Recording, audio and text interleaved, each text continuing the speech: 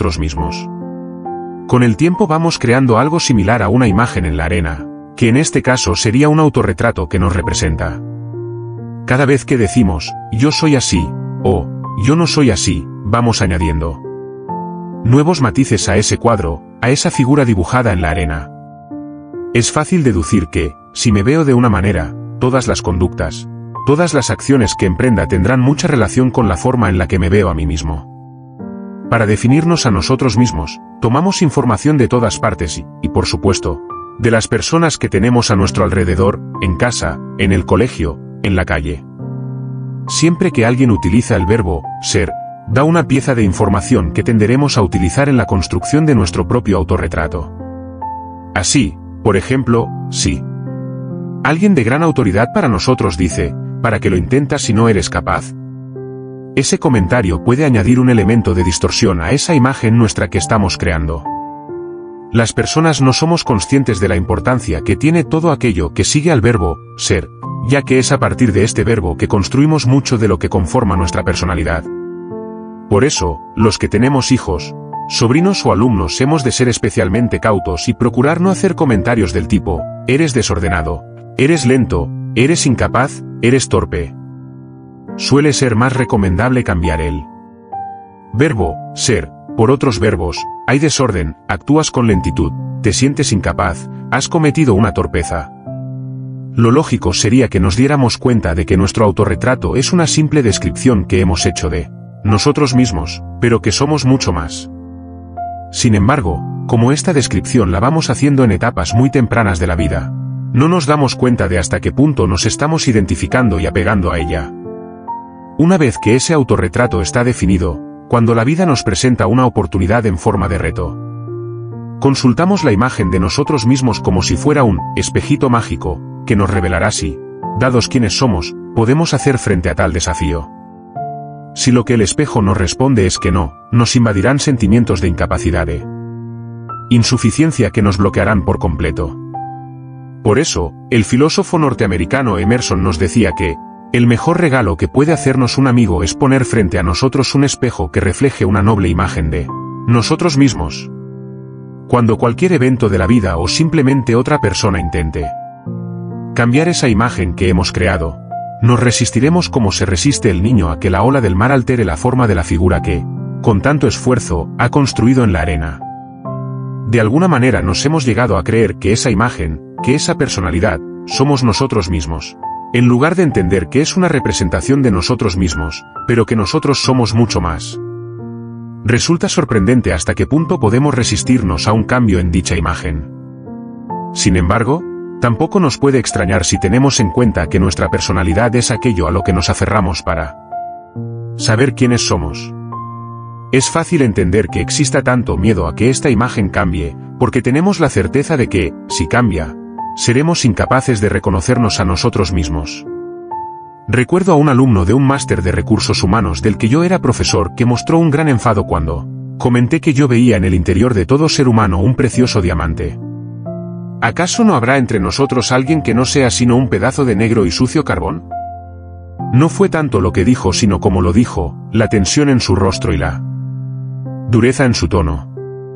Como considero que nadie que no reconozca el diamante que hay en su interior puede reconocer la posibilidad de la existencia de otro de igual valor en todo ser humano, tal vez aquel participante no hablaba de otros sino de él mismo. Hay personas que están en un estado depresivo y no quieren salir de dicha situación aunque parezca que sí. A nivel inconsciente sabotean todos sus deseos conscientes de recuperación. En las profundidades de su mente existe el convencimiento de que, yo soy así y nada se puede hacer para que cambie. ¿Cómo es posible que el ser humano, que se sabe tan inteligente, pueda caer en semejante trampa? Sencillamente, y como ya hemos visto, porque la crea sin darse cuenta de que la está creando. En algunos sitios de Asia, para capturar ciertas variedades de monos, utilizan una trampa muy curiosa y que me trae algunas asociaciones con lo que estamos hablando. Es una caja de madera atada a un árbol. La caja tiene un orificio circular que permite que la mano estirada del mono pueda penetrar en el interior de la caja. Dentro de la caja se pone un alimento que el mono percibe como exquisito y entonces lo único que hay que hacer es esperar. Al cabo de un tiempo aparece un mono que empieza primero a explorar el lugar, para luego poco a poco introducir su mano por el orificio y agarrar el manjar que está dentro de la caja. Con el puño cerrado para que no se le escape su festín, intenta sacar la mano del orificio, pero ahora al estar cerrada y con la comida agarrada, no puede sacarla. En ese momento salen de su escondite los cazadores y con facilidad pasmosa atrapan al mono. Nosotros somos un poco parecidos al mono, construimos una identidad, una personalidad, una descripción de nosotros mismos y nos aferramos a ella. No queremos soltarla. Y cuando la vida nos dice que si queremos mantener nuestra libertad real hemos de soltar esa identidad, cambiar, transformarnos, no lo hacemos. Hay una razón profunda para no soltar la identidad, la personalidad, y es fácil de entender al menos intelectualmente. Cuando uno se ha identificado completamente con una imagen, si esa imagen desaparece, entonces la sensación que tenemos es que nos morimos, que desaparecemos. Por eso, no es que las personas no podamos cambiar, es que por dentro nos resistimos tremendamente al cambio sin darnos cuenta de ello.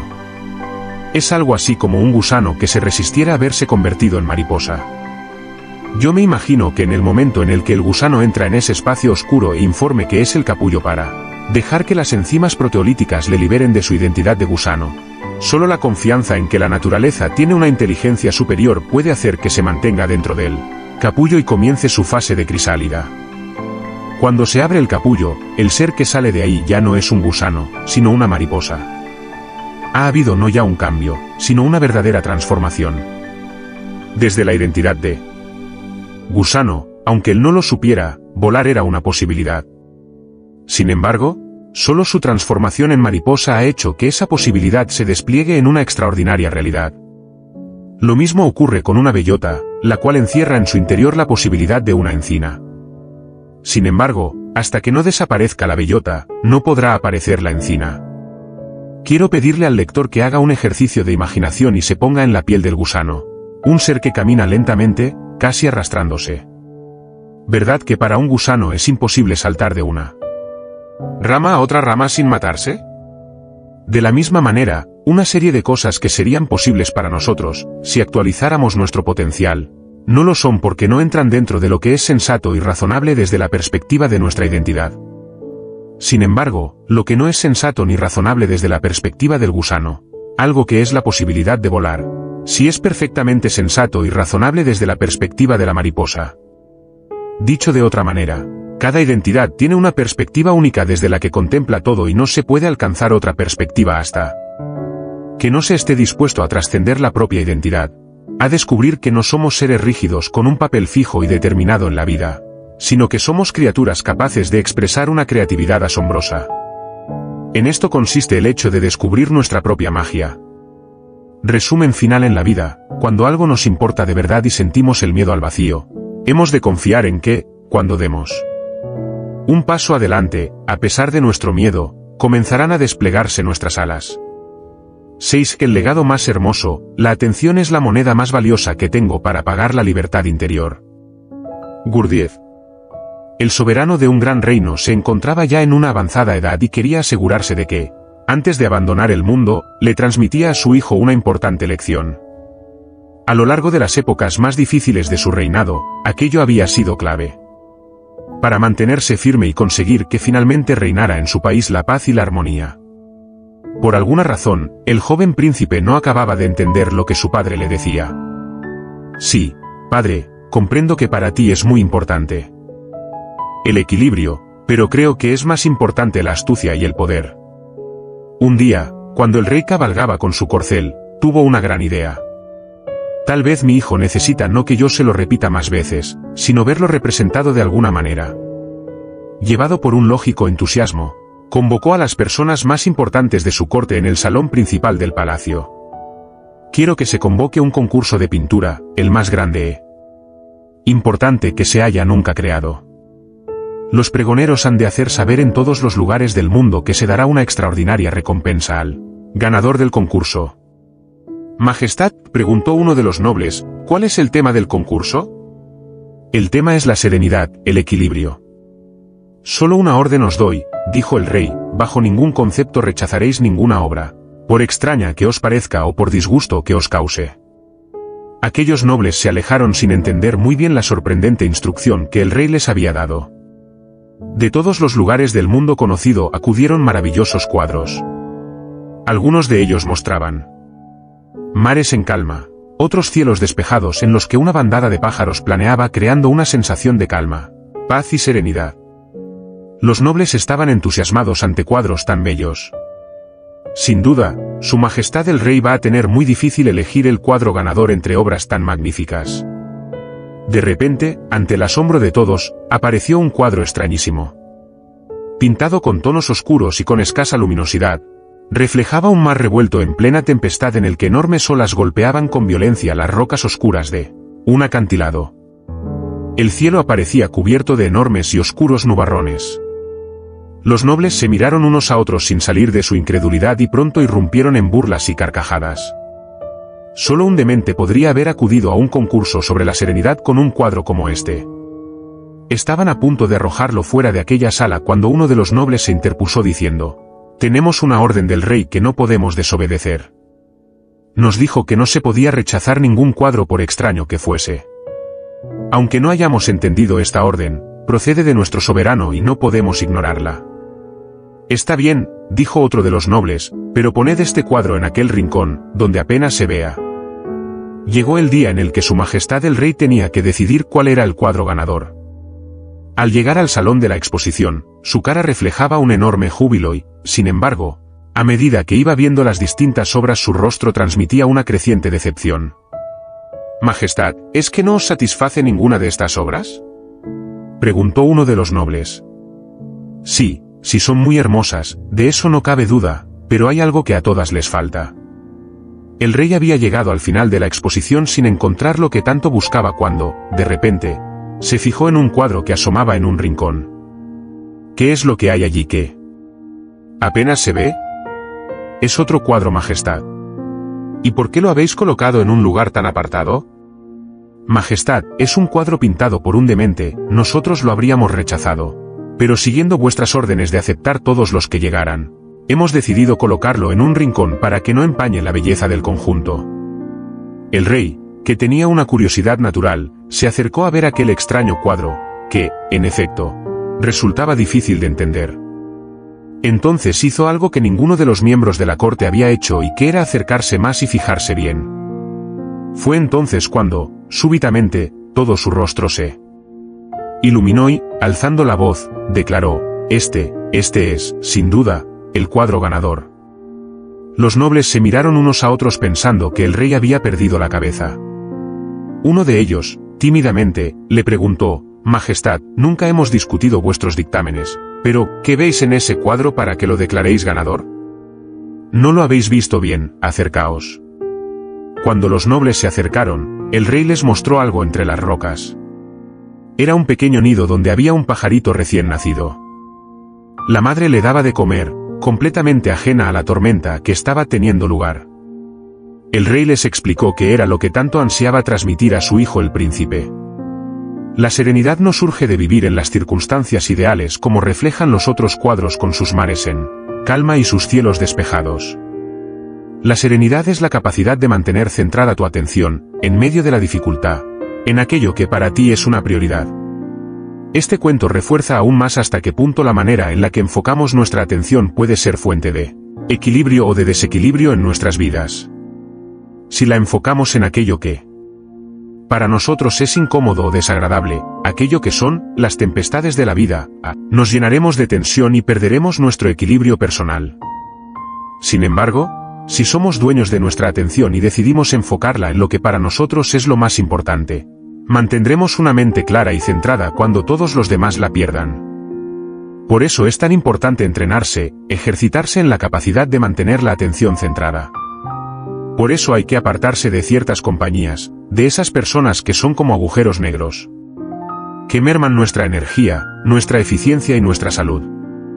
Son personas que parece que solo disfrutan recordándonos de manera continua todo lo que está mal en el mundo, todo lo que es imposible de alcanzar y todo lo que hay de defectuoso en nosotros o en los otros.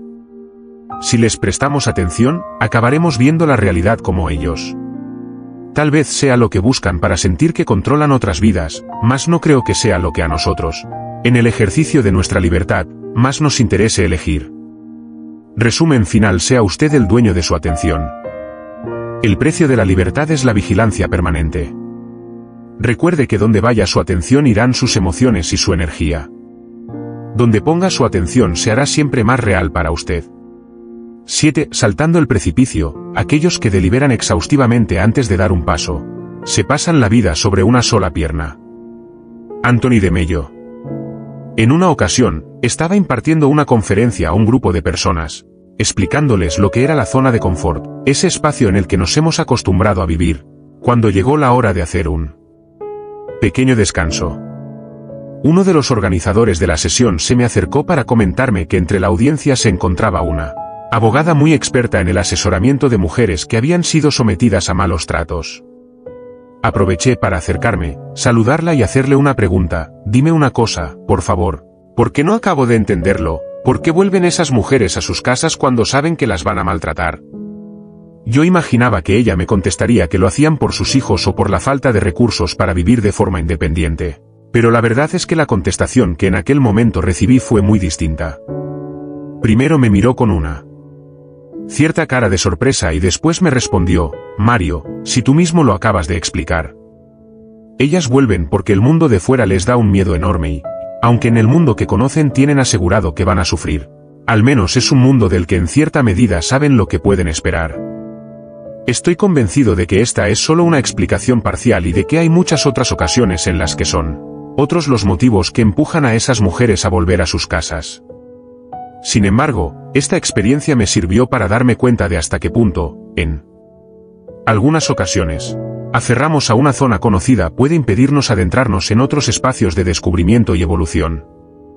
Muchas veces solo cuando llegamos a ese punto de insatisfacción inspiradora en el que decimos: hasta aquí, se acabó, así no sigo, y resolvemos con verdadera determinación dar un paso adelante, no reunimos el coraje que es necesario para pasar de lo conocido a lo desconocido. Sin embargo, hay otras veces en las cuales no es necesario que toquemos fondo, sino que sencillamente algo o alguien nos inspiran para romper nuestros aparentes límites y dar ese salto metafórico al vacío.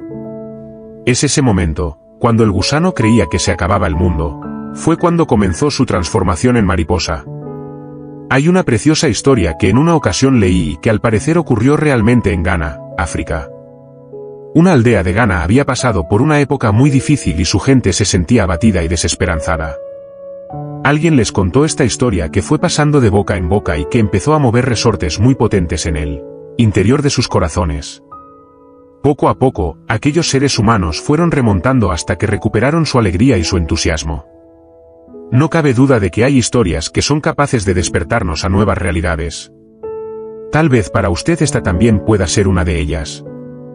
Un pastor que vivía en una cabaña cerca de un bosque y a cierta distancia de una montaña tenía un corral con gallinas y un rebaño de cabras.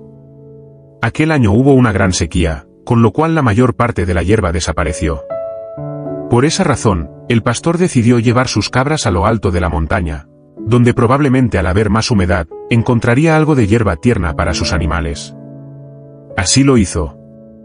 Y, después de un largo caminar, llegó junto a la cima de la montaña. Allí sus animales pastaron durante unas horas, hasta que fue cayendo la tarde y el pastor decidió volver de nuevo a la cabaña donde vivía. Bajaba entre las piedras con su rebaño cuando vio frente a él algo grande, que enseguida reconoció como un nido de águilas. Al acercarse observó que en el interior había dos polluelos, uno de los cuales se había matado al desprenderse el nido de la roca en la que se encontraba. El otro polluelo, aunque algo se movía, parecía estar gravemente herido. Al pastor no le gustaban nada las águilas porque las tenía por enemigas.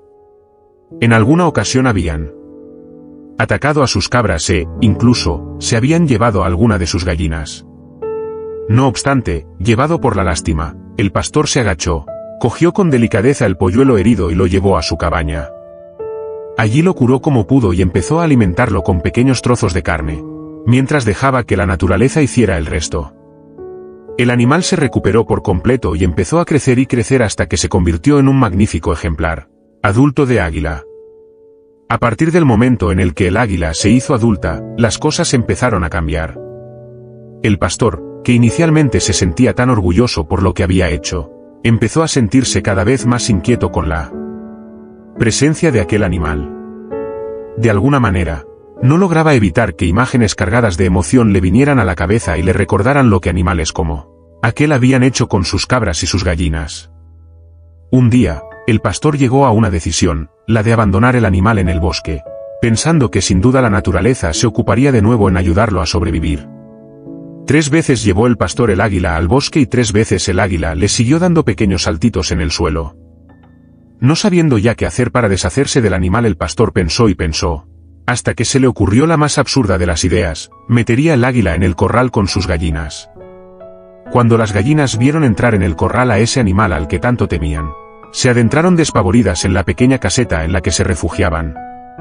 Pronto se dieron cuenta del extraño comportamiento de aquel animal, que permanecía quieto y solo, y se fueron acostumbrando de forma progresiva a su presencia en aquel lugar. Los años fueron pasando y aquella águila se acostumbró a vivir como una gallina. Comía lo mismo que comen las gallinas, se movía como las gallinas e incluso aprendió a emitir los mismos sonidos que emiten las gallinas. Estaba la situación así, cuando pasó por aquella región un naturalista que estaba haciendo un estudio sobre las águilas de aquella región. Al pasar junto a la cabaña del pastor, contempló, incrédulo, el espectáculo que se ofrecía, ni más ni menos que un águila conviviendo con gallinas. Corriendo, golpeó con fuerza la puerta de la cabaña del pastor, el cual al oír los ruidos abrió sobresaltado. ¿Quién es usted? ¿Qué es lo que quiere? Le ruego que me perdone, soy un naturalista que me dedico al estudio de las águilas y he visto algo inaudito: un águila viviendo entre gallinas. El pastor comprendió perfectamente la causa de la sorpresa de aquel investigador y, después de invitarle a entrar en su cabaña, le explicó la historia de cómo la encontró, la curó y la crió entre las gallinas. El naturalista escuchaba absorto la historia, hasta que algo le sacudió bruscamente. Algo aparentemente inocente, ya que fue solo un sencillo comentario que hizo el pastor. Verá, amigo mío, el animal ha vivido tanto tiempo entre gallinas que ya no me queda la menor duda de que, aunque su forma siga siendo de águila, en su interior no es ya nada más que una gallina. De verdad que lo siento, pero no puedo estar más en desacuerdo con lo que acaba de decir, contestó el naturalista. El pastor se sintió tal vez un poco agraviado, porque quizás considerara que nadie conocía tan bien a aquel animal como él. Si está tan convencido, ¿por qué no me lo demuestra sencillamente haciendo que vuele? El naturalista se fue al corral, cogió el águila e hizo lo primero que se le ocurrió, que fue lanzarla por los aires gritando: ¡vuela! El animal cayó pesadamente y se escondió en el interior del corral. El pastor hizo una mueca irónica, aunque ello no hizo que el naturalista se diera por vencido. Entonces, empezó a mirar a su alrededor como si buscara algo, hasta que se fijó en que a unos metros de allí había una escalera. Se acercó, la cogió y la apoyó en una de las paredes de la cabaña del pastor. Entró de nuevo en el corral, agarró el águila y subió con ella por la escalera hasta llegar al tejado. Desde allí, lanzó el águila por los aires diciendo: ¡vuela! El pobre animal se precipitó como una bola de plumas contra el suelo y se quedó unos instantes aturdido. En cuanto recuperó su compostura, rápidamente se escondió en el interior del corral. El pastor le dijo entonces: si sigues así vas a matar a mi gallina. Por alguna razón, y a pesar de todas las evidencias en contra y de todas las críticas de aquel pastor, el naturalista tenía una absoluta certeza en que el espíritu de un águila jamás muere y por eso, a pesar de todo, no se dio por vencido. De repente, algo en el horizonte captó su atención. ¿Qué es aquello que se ve al fondo? Es el pico de la montaña donde encontré el águila cuando se desprendió el nido. ¿Por qué? Porque la voy a llevar allí, donde ella nació. Tal vez pueda así recordar sus orígenes y se dé cuenta de que puede volar. Tú estás loco, eres un insensato incapaz de darte por vencido. ¿Acaso no has tenido suficientes evidencias de lo absurdo de tu teoría? ¿De esa estupidez de que el espíritu de un águila nunca muere? El naturalista no se defendió, simplemente actuó. Entró de nuevo en el corral, cogió el águila y empezó a caminar con la vista puesta es el pico de aquella montaña. El pastor, sin entender muy bien por qué y viendo que caía la noche, cogió una linterna y le siguió. Durante toda la noche estuvieron subiendo por la montaña sin que el naturalista supiera qué hacer para despertar el espíritu dormido del águila. Cuando llegaron al pico de la montaña, donde el águila había nacido, Empezó a amanecer y entonces el naturalista observó algo curioso: el águila apartaba la mirada del sol. Sin saber muy bien por qué, agarró el pescuezo del animal y lo obligó a mirar al sol. En ese momento, el águila hizo unos extraños movimientos, abrió unas espléndidas alas y se puso a volar. Aquel día el águila recordó quién era en realidad y recuperó su verdadera identidad, que no era de gallina, sino de águila. Un águila no es mejor que una gallina y, sin embargo, ve 82 veces mejor que una gallina y por eso puede ver presas a más de 2 kilómetros de distancia. Además, un águila es capaz de ver paisajes que una gallina ni siquiera sería capaz de soñar. Es cierto que la vida de una gallina es más cómoda porque la comida le es dada, mientras que el águila tiene que cazar. Sin embargo, el precio que se paga tal vez sea demasiado alto porque no es nada más y nada menos que el ejercicio de la libertad. A los seres humanos nos pasa algo muy parecido a lo que le pasaba al águila de la historia. Nos hemos olvidado de quiénes somos en realidad y hemos adoptado una nueva identidad que, como no se corresponde con nuestra realidad, nos deja siempre, tengamos lo que tengamos, con una sensación de vacío interior. Para poder llenar esta sensación de que nos falta algo, intentamos adornar esa identidad que hemos tomado para que parezca más llamativa y valiosa. Por eso, tantas veces soñamos con esa persona que quisiéramos ser y con esa forma de ser que nos gustaría tener. Nuestro mundo personal y social está lleno de deberías, no deberías, de tendrías y no tendrías. Así, uno debería ser más cauto y no debería ser tan ingenuo. Además, tendría que ser más precavido y no tendría que ser tan confiado. Todas estas exigencias tienen perfecto sentido cuando uno se contempla a sí mismo como defectuoso e incompleto, pero no tienen sentido cuando comprende que lo que está más allá de la identidad aparente es una esencia llena de inteligencia, creatividad y amor, y que, por su propia naturaleza, es perfecta, esto es, completa. Por eso, el entrenamiento que verdaderamente ofrece resultados no es el que nos ayuda a mejorar nuestra falsa identidad, para que seamos como nosotros u otros pensamos que deberíamos ser, sino aquel que nos ayuda a trascender esa misma identidad para reencontrarnos con quienes somos en realidad. Resumen final.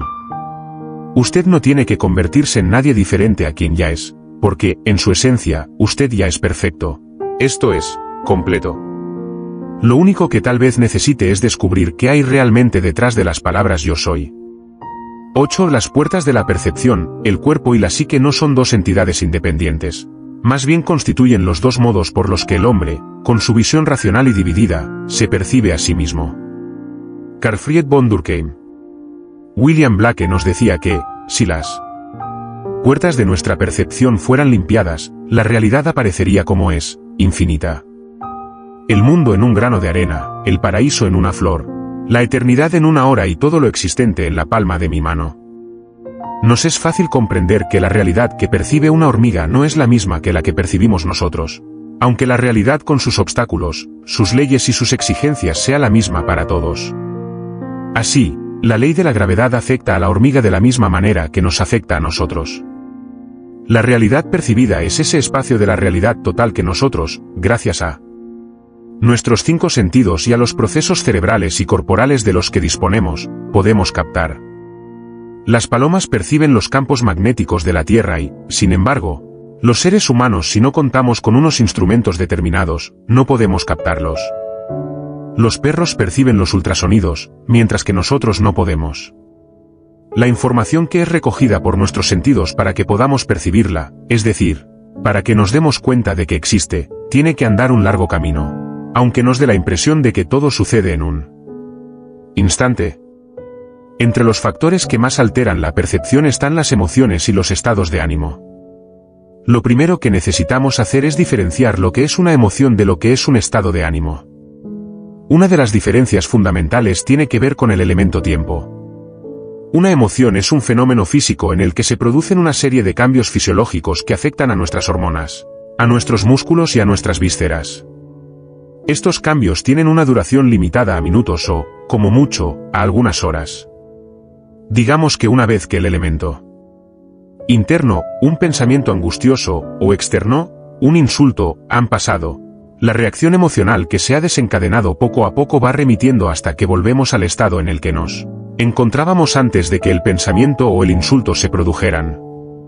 Un estado de ánimo es algo mucho más prolongado en el tiempo, ya que puede durar días, meses y años. De alguna manera nos quedamos como congelados en un tipo de emoción, hasta el punto de que llegamos a identificarnos con ella, casi como si formara parte de la realidad que somos. Por lo tanto, tenemos emociones y vivimos en estados de ánimo. Hay estados de ánimo que aportan muchas ventajas competitivas y hay otros que son muy disfuncionales y nos generan un enorme sufrimiento, una pérdida de eficiencia, y que, además, tienen la capacidad de dañar nuestras relaciones con los demás. La verdadera importancia de un estado de ánimo no está tanto en cómo le hace a uno sentir, aunque esto sea sin duda importante. La verdadera importancia de un estado de ánimo es que tiene por sí solo la capacidad de alterar profundamente la manera en la que se comporta nuestro cerebro y nuestro cuerpo.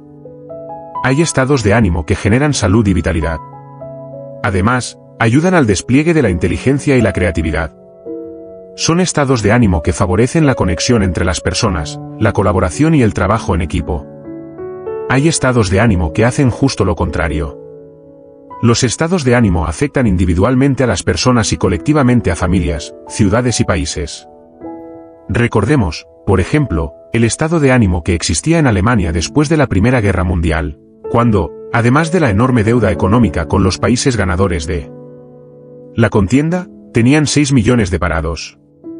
Para que podamos mantener nuestra atención en lo que es relevante y a fin de ver las cosas con una cierta perspectiva, necesitamos que ciertas partes del cerebro estén especialmente activas. Ello implica, por parte de las neuronas que integran estas áreas, la necesidad de que se les aporte un suministro extra de energía en forma de glucosa y oxígeno. Pues bien, los estados de ánimo que están caracterizados por la ilusión, la confianza y el entusiasmo se asocian con un aumento del riego sanguíneo en la zona prefrontal izquierda, mientras que los estados de ánimo marcados por la angustia, la desesperanza o la frustración muestran una disminución del riego sanguíneo a dicho nivel. La zona prefrontal izquierda es clave para mantener el equilibrio personal y la homeostasis emocional. Gracias a ella podemos ver las cosas con mayor perspectiva y claridad. La realidad es la que es, sin embargo, dependiendo de nuestra capacidad para mantenernos equilibrados, podemos estar viviendo en un espacio de la realidad o en otro, sin saber que tenemos la opción de elegir. Imaginémonos, por ejemplo, una casa con distintas habitaciones, en las cuales están teniendo lugar eventos diferentes. En una de ellas hay 3 personas que se están peleando. En otra de las habitaciones hay 6 personas que están diseñando un proyecto que puede traerles una gran prosperidad. En una tercera habitación hay una biblioteca maravillosa y hay una puerta que da a un jardín precioso. La realidad estaría representada por el conjunto de la casa en la que todo está sucediendo de una manera simultánea. Lo que ocurre es que los que están en una habitación determinada no saben que existen otras habitaciones en las que podrían elegir estar. Nuestros estados de ánimo nos introducen, sin que nos demos cuenta de ello, en una u otra de las habitaciones, de los espacios o universos paralelos que nos ofrece la realidad. La persona que está habitualmente malhumorada se verá con frecuencia en la habitación donde hay gente que se pelea. La persona que se siente ilusionada y confiada, se verá hablando con personas y teniendo encuentros que generan abundancia y prosperidad. La persona que se busca a sí misma, se verá en la biblioteca estudiando libros y buscando inspiración en diferentes autores.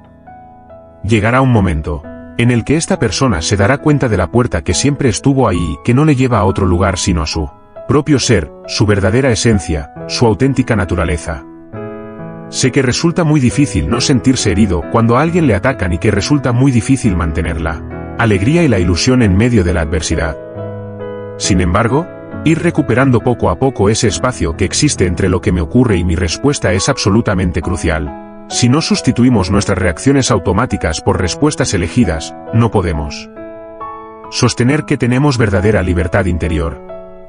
En capítulos posteriores veremos estrategias para abrir ese espacio de libertad y trascender aquellos automatismos que solo traen escasez y sufrimiento a nuestras vidas y a las de aquellos que nos rodean. Resumen final: cuando vea a una persona, no se fije solo en el ser humano que tiene ante usted. Fíjese en el estado de ánimo en el que se encuentra. Le será muy difícil conectar con otra persona si previamente no se encuentran usted y ella en un estado de ánimo adecuado. 9. Preguntas que sanan y preguntas que enferman. El cuerpo sigue a la mente como la sombra sigue a la sustancia. T. Lian. Nuestra identidad impostora, aquella que pretende que la tomemos por quienes somos en realidad, precisa estar a cargo de nuestras emociones, ya que es así como va a controlar nuestra percepción. De esta manera consigue que tengamos las evidencias que ella necesita que tengamos para poder mantenerse en su lugar. Así, por ejemplo, si nos hemos identificado con una personalidad depresiva, es necesario que se genere una percepción que anule todo lo bello y agradable de la vida, todo aquello que sea luminoso e inspirador y lo sustituya por lo oscuro y desagradable. Por eso, la persona deprimida no ve nada ilusionante, porque su percepción se encarga de teñirlo todo de negro. No es sencillo que una persona que sufre tanto y que contagia su sufrimiento a tantos otros se abra a la posibilidad de que es ella misma, sin saberlo, la que puede estar generando esas emociones disfuncionales. Por eso es por lo que necesitamos movernos en dos planos, el de lo que parece que es y el de lo que realmente es. El plano de aquello de lo que somos conscientes y el plano de lo que somos inconscientes. Ahora puede ser interesante saber cómo se las arregla nuestra identidad impostora para fabricar esos estados de ánimo que, a su vez, alteran la forma en la que vemos las cosas. Nuestra identidad impostora toma los mandos de tres cosas. La primera de ellas es la atención de la que ya hemos hablado anteriormente. Nuestra identidad hace que nos fijemos solo en eso que quiere que nos fijemos y que no veamos nada del resto. Si yo, por ejemplo, entro en una habitación y solo veo aquello que me disgusta, no habrá espacio en mi mente para que vea aquello que sí que me gusta.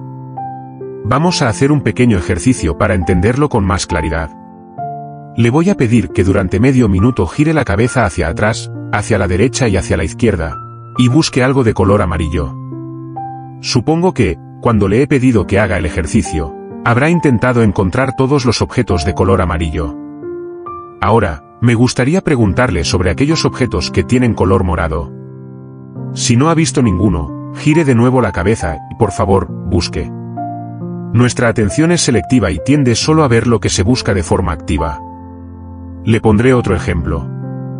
Si es usted mujer y ha estado alguna vez embarazada, se dará cuenta de la cantidad de mujeres embarazadas que empieza a ver por la calle.